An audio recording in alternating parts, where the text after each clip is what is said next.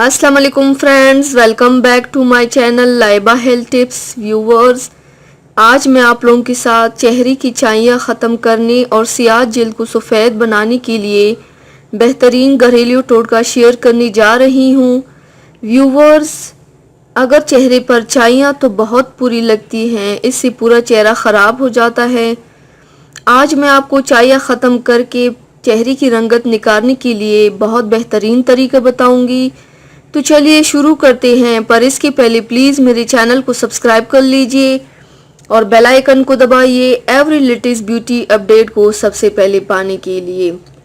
इसके लिए आप लोगों को चाहिए 2 से 3 लहसुन काट कर पानी में 15 मिनट के लिए भिगो दें।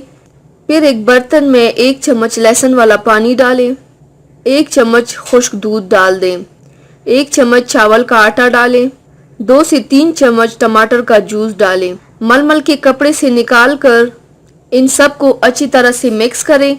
आपका मास्क तैयार हो जाएगा। मास्क तैयार होने के बाद इसे रोज़ाना 20 मिनट के लिए चेहरे पर लगाएं। कुछ दिनों में तमाम चाइयाँ ख़त्म हो जाएंगी और ये मास्क ऑयली स्किन के लिए बहुत बेहतरीन है। ड्राई स्किन वाले इस्तेमाल ना करें। तो व्यूवर्स, थैंक्स फॉर वॉचिंग। मेरी वीडियो को लाइक और शेयर ज़रूर कीजिएगा।